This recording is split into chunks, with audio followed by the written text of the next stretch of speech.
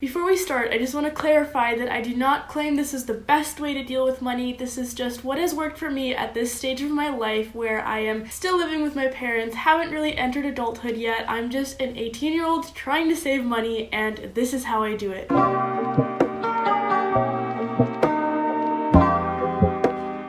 I feel like a lot of YouTube videos that are about money, especially those aimed towards teenagers, are super gimmicky because they're like 10 easy ways to save money fast. Number 3 will shock you. And I just want to tone it down a little bit. So it took me a really long time to find a money tracking system that worked well for me. If you've watched some of my planning videos, you might know that I used to be a very strict adherent to paper planning, but then once I found a digital planning tool that worked for me, I never went back. And so I kind of had that same transition with money where I started out by actually tracking all of my income and expenses in a notebook. And I hated this. I would feel so disorganized and just fail at keeping up with it month after month. But I didn't really realize that the system was the problem. It's super tedious to have to track everything by hand, and there's no easy way to total up your numbers or compare data across months. So finally, I tried a digital tool called Mint. Mint is like a personal finance management tool created by the same people who make TurboTax and QuickBooks and fancy things like that. And I did enjoy using it, but I found that it was a little too complicated for my purposes. Because I was 17 years old, I didn't have like multiple accounts or a bunch of fixed monthly expenses or investments or things like that. I literally just needed to track how much money I was making, which was not a lot, and how much I was spending. So then finally in February of 2019, I tried using Google Sheets and I've loved it. That's the only thing I've used ever since. You could probably find hundreds and hundreds of different budgeting templates out there, but Google Sheets comes with two pre-installed. So there's an annual budget template and a monthly budget, and that's the one that I use. So here's how it works. First, you're gonna grab your internet connected device of choice, go to Google Sheets and open up the monthly budget template, put in the amount of money that you're starting with, customize the categories to reflect what types of income and expenses you have, estimate how much you think you're gonna spend in each of the categories. I personally am not very strict with my budgeting. My main goal with this system is just to know how much I'm spending and how much I'm earning. But if you do follow a more strict budgeting system, then this would be the step where you kind of sit down and really analyze and try to figure out how much you're going to spend during the month. So then throughout the month, you just put in all of your income and expenses, you put in the date, the amount, and a description of the transaction, as well as which category it fits under. And then Google Sheets will automatically update that first page of your spreadsheet to reflect the information that you inputted on the second one. For the next month, instead of creating a whole new spreadsheet, you're just going to duplicate the same one, rename it, change the starting amount, delete the data, but keep the categories, so then you won't have to retype all of the stuff that you customized. So my monthly budget spreadsheet tracks all of the money coming into or going out of my life, and hopefully there's more coming in, but whether it is personal or business related, it just captures everything. So then the second spreadsheet that I have is called my quarterly business spreadsheet, and it sounds very fancy if I call it that. So I make most of my money from photography. I've actually never had a part-time job, and while it is something that I'm interested in trying, at the moment I make more money per hour doing freelance photography and video work than I would at a part-time job, at least not at starting salaries. I also think it's really good experience for me to try and figure out how to do things on my own. And I also just really enjoy photography, so it's just a really good opportunity for me, and so this is what I'm sticking with for now. So I have this separate spreadsheet to track all of the money that I make from photography and all of the business-related expenses that I have for it as well. I did not use a template or anything for this. I literally just made a spreadsheet with an income column and an expenses column. And just like I did for the other spreadsheet, for every entry I put in the date, the description, the category, and the amount. So for my monthly budget spreadsheet, I had this big overarching category called photography business, but for this spreadsheet I break it down into more specific categories. So the categories that I have for expenses are equipment, education, Squarespace hosting, my domain name, props that I might have to buy for shoots, and then permits that I have to obtain for locations. For the income categories, I have shoot compensation, so almost everything falls under that one. I also include my YouTube earnings in this spreadsheet because it just keeps things simpler to not have to separate it out, and there's not that much. So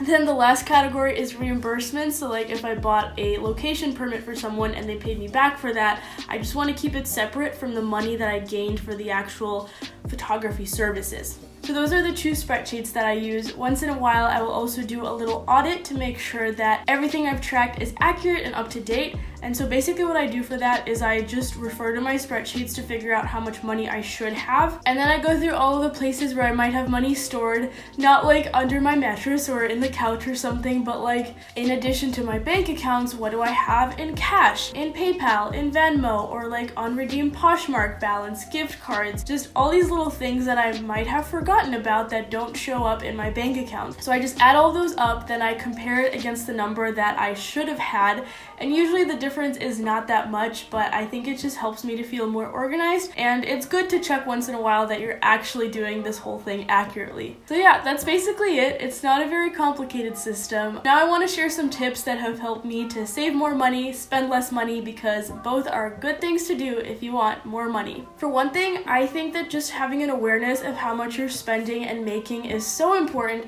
So like even if you're a high school student like I was, and you don't need a super complicated budgeting system, if you're making any money or spending any money, I think it's imperative that you at least figure out some system for tracking how much money exactly that is. Because just being aware of how much you're making and spending will automatically make you more mindful of how you deal with money, and it'll help kind of direct you towards small life changes that you can make in order to deal more responsibly with it. Another thing that helped me in high school was the fact that I could probably count on one hand the amount of times I went out to eat lunch throughout my entire high school career. So usually when my family or I cook anything, we make a big portion so that we have lots of leftovers, and I never felt like I was missing out because my friends also brought lunches or had school lunch, and like I can't even imagine how much money I saved because going out to eat is so expensive. So whether or not you live at home, I would definitely recommend trying to pack meals, because even if you yourself are paying for the groceries, it'll probably be much cheaper for you to cook at home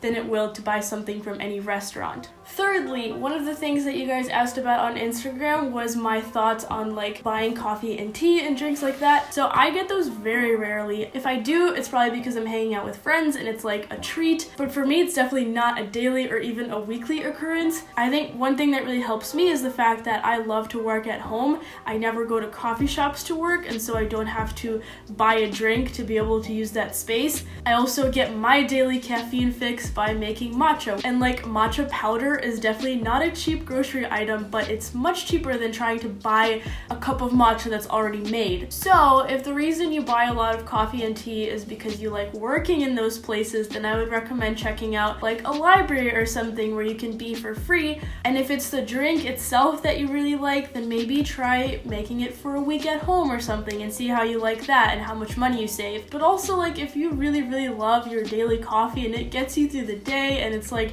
an opportunity for you to socialize and get out of the house, then you don't have to cut it out, okay? Everyone's different, and for me personally, avoiding coffee and tea is a great way for me to save money, but it might not be for you, so just keep that in mind. Another thing I do that I think helps me save money is I think so long about any purchase that I want to make. I very recently came this close to buying a new camera, and basically at the last moment I decided that I could actually go without it, and so it didn't just feel like I avoided spending that money, it really felt like I saved that amount of money, or I even made that amount of money, because I had really come to terms with the fact that I was about to drop like $3,000 or $4,000 on a new camera, and then when I decided I didn't really need it, it was almost like $3,000 or $4,000 was added to my bank account, and that feels really good.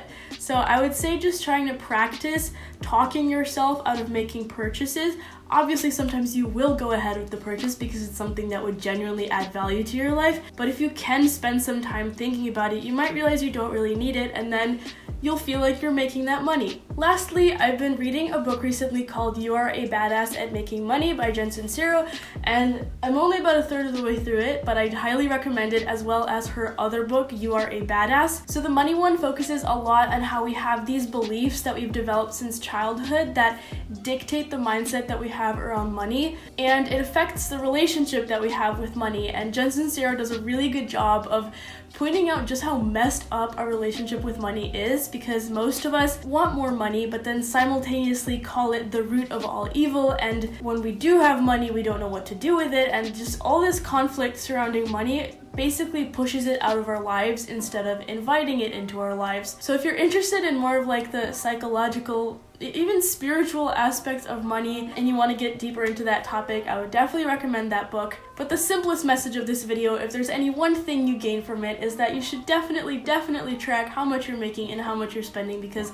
that will make the biggest difference in itself. So that's it for this video. In 2 weeks, I'll be making a video about how I started my photography business. I've gotten some requests to make that video, and I'm really excited to talk all about it because I finally feel like I'm at a point where I actually have like some real life, real world advice to share on this topic. I'm going to talk all about how I created an official business, how I got clients, how I priced myself, what my workflow looks like, etc., etc.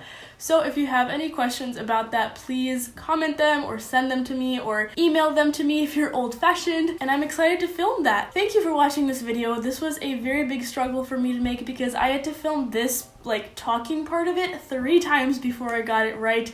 Also, I think I'm getting sick, which just makes accomplishing anything kind of difficult because all I want to do is watch TV and nap. So thank you for hanging in there with me, and I will see you next week. Bye!